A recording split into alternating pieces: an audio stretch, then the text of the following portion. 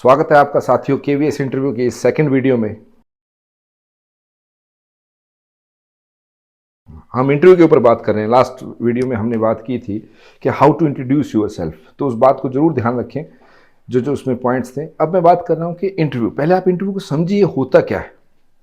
वो आपकी academic knowledge check कर चुके हैं कि आपको आपके सब्जेक्ट पे कमांड कितनी है। वो ऑलमोस्ट आपके रिटन टेस्ट से बात क्लियर हो चुकी है।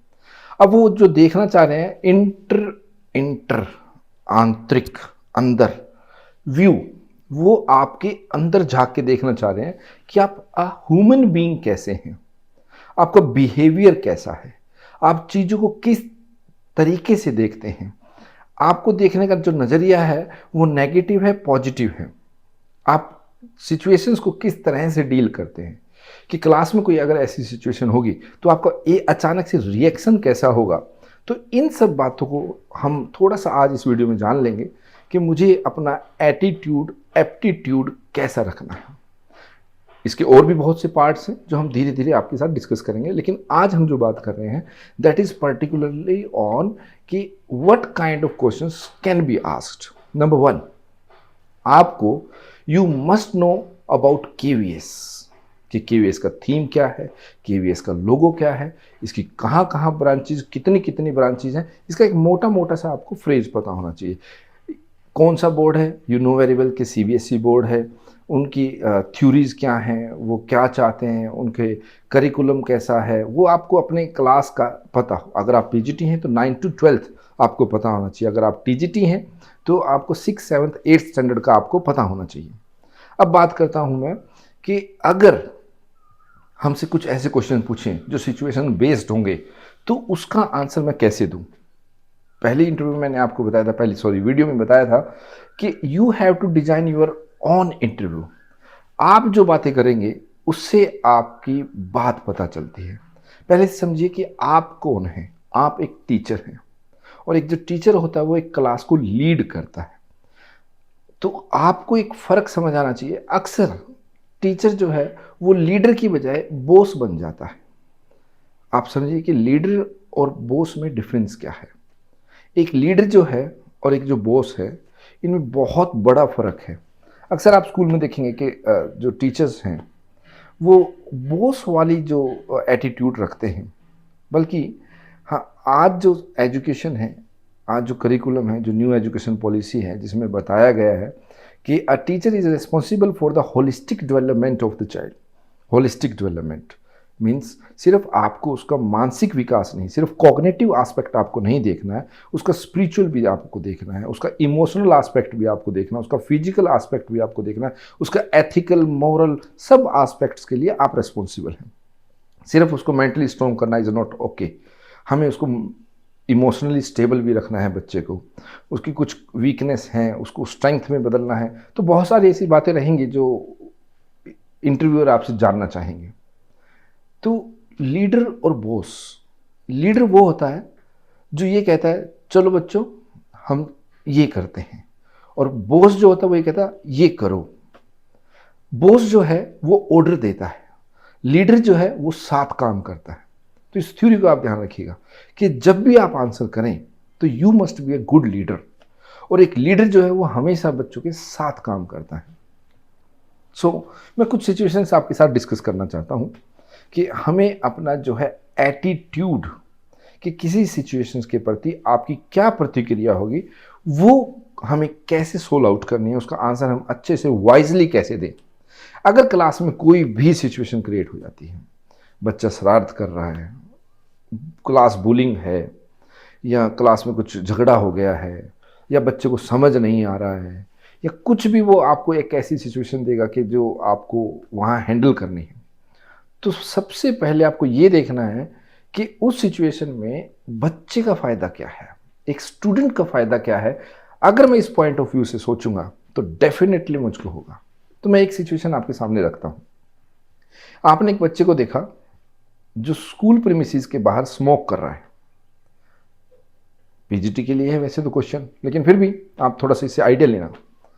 तो आपका रिएक्शन क्या होगा? मैं कुछ ऑप्शंस आपको देता हूं। नंबर 1 कि आप उसी समय उस बच्चे को टोकेंगे। नंबर 2 कि आप स्कूल में आके प्रिंसिपल को रिपोर्ट करेंगे या पेरेंट्स को रिपोर्ट करेंगे। नंबर 3 कि आप उस बच्चे को अकेले में समझाएंगे। नंबर 4 कि आप उस बच्चे को कुछ नहीं कहेंगे। अब आप मुझे बताइए कि आपका आंसर क्या होगा। जानता हूं मैं कि हम सभी, एक रिप्लाई होगा हमारा कि हम, अगर ये ऑप्शनल क्वेश्चन है कि 4 ऑप्शन है कि आप उसी समय बच्चे को कहेंगे कुछ, वहीं उस सिचुएशन पे हैं, या प्रिंसिपल या पेरेंट्स को कहेंगे, या अलग से समझाएंगे, या कुछ नहीं कहेंगे, तो साथियों मुझे जो लगता है इसका आंसर होना चाहिए कि हम उसको कुछ नहीं कहेंगे। अब ये बात आती है कि फिर वो प्रॉब्लम तो है, वो क्योर कैसे होगी। तो डेफिनेटली दोस्तों इसका एक सोल्यूशन है, मुझे बच्चे को सेंटर्ड रखना है कि बच्चे, अगर मैं उसको, आपका लगभग का आंसर यही होगा, आई नो दैट, कि हम उसको अकेले से अलग में समझा देंगे कि बेटा ये अच्छी बात नहीं है, और उसके आप इफेक्ट्स भी बता देंगे। लेकिन आपने तो अपना रोल प्ले कर दिया, you are a good teacher, लेकिन आप इस बात को समझिए कि आप बच्चे को अलग से समझा रहे हैं कि बेटा मैंने आपको देखा था, आप ऐसे ऐसे कर रहे थे। क्या आपको नहीं लगता क्या वो साइकोलॉजिकली प्रेशर में रहेगा अब आपके सामने, आपसे नज़रें नहीं मिला पाएगा, हेसिटेट करेगा आपसे, या कुछ और ऐसी चीज़ें रहेंगी जो हो सकता है वो स्मोकिंग तो छोड़ दे, लेकिन कहीं ना कहीं वो आपसे इंटरेक्शन में थोड़ा सा स्ट्रेस में रहेगा। तो इसका सबसे अच्छा सोल्यूशन है कि उस समय हम उसको कुछ नहीं कहेंगे, और इनडायरेक्टली हमें इस प्रॉब्लम को सोल्व करना है। कैसे? लाइक हम क्लास में कोई प्रोजेक्ट दे देते हैं, हमने प्रोजेक्ट, फर्स्ट स्टूडेंट को एक प्रोजेक्ट दे दिया कि बेटा आप पोल्यूशन पे एक प्रोजेक्ट बना के लाओ, चार्ट बना के लाओ। दूसरे को किसी और चीज़ पे दे दिया, तीसरे को किसी और चीज़ पे दे दिया, और जो बच्चा टारगेटेड है हमारा, उसको हम ये कहेंगे बेटा आप ऐसा करें कि आप स्मोकिंग पे बना के लाएं कि स्मोकिंग के हार्म्स क्या हैं। और जब बच्चा उस पर काम करेगा, खुद देखेगा, जब वो देखेगा कि वो भैया इस पर तो लंग्स पे बड़ा असर आ रहा है, ये इट कैन कोज कैंसर, तो वो डेफिनेटली उसकी सबकॉन्शियस माइंड में बात सेट होगी, और वो नेक्स्ट टाइम जब भी करेगा तो डेफिनेटली उसके माइंड में ये बात आएगी कि नहीं, दैट्स रॉन्ग। तो आई मीन टू से, आप इस बात को समझिएगा कि सोल्यूशन वो भी अच्छा था कि आप अलग से समझाएंगे, लेकिन that is not the right one. जो आज हमारी एजुकेशन पॉलिसी है, होलिस्टिक डेवलपमेंट है, हमें उसको माइंड में रखना है, बच्चे का वेलफेयर देखना है। आप तो अच्छे टीचर बन गए, लेकिन हमने उस बच्चे के साथ वो हम अच्छे से जो जो उसका सभी इमोशनल जो उसका डेवलपमेंट था उस पर उसकी अनस्टेबल कर दिया हमने उसको। ऐसी और भी बहुत सी सिचुएशन है। एक कुछ बच्चों में इन्फ्योरिटी कॉम्प्लेक्स होता है, किसी में कुछ है, किसी में किसी तरह का, किसी में कॉम्प्लेक्सन का, किसी में हाइट का है, किसी में किसी चीज़ का है। तो इसको दूर करने के लिए क्या करें? तो कुछ हमारी क्लासरूम की एक्टिविटीज़ होती हैं और कुछ स्टोरी टेलिंग मेथड होता है। तो इसलिए मैं आपको सजेस्ट करूंगा कि कुछ मोटिवेशनल स्टोरीज आप तैयार करें, कम से कम 5 से 6 मोटिवेशनल स्टोरीज आप पढ़ें, और याद रखें कि वो at the time of interview किस सिचुएशन पे सेट होती है।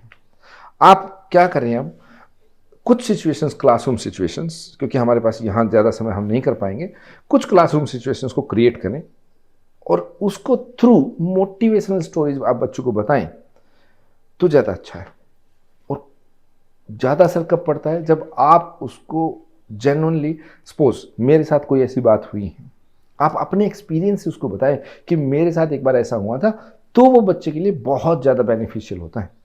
तो सिचुएशन क्वेश्चन में आपको ये बातें ज़रूर देखनी है कि मुझे उस बच्चे को कैसे करेक्ट राइट डायरेक्शन में उसको कैसे लेके जाना है। सिचुएशन कोई भी हो सकती है। सबसे पहले जो मेरा टारगेट रहेगा वो स्टूडेंट रहेगा, उसके लिए अच्छा क्या है वो देखना है।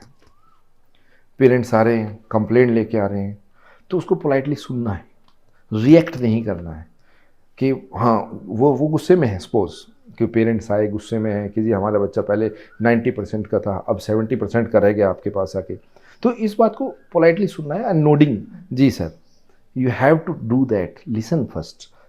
हमारे अंदर पेशेंस होना चाहिए, ये सबसे इंपॉर्टेंट बात है। कई बार क्लासरूम में कोई झगड़ा हो गया,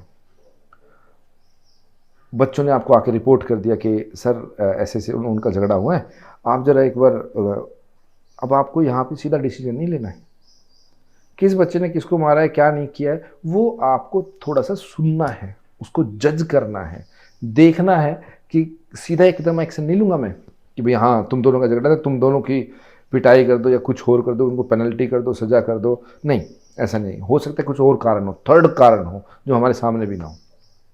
तो you must be justified, you must have the patience power.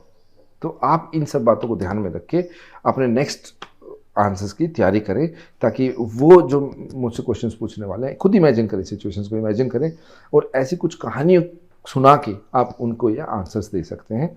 Next situations कुछ जो होंगी वो मैं आपको नेक्स्ट वीडियो में आपके साथ डिस्कस करने वाला हूँ। तब के लिए थैंक यू सो मच, धन्यवाद।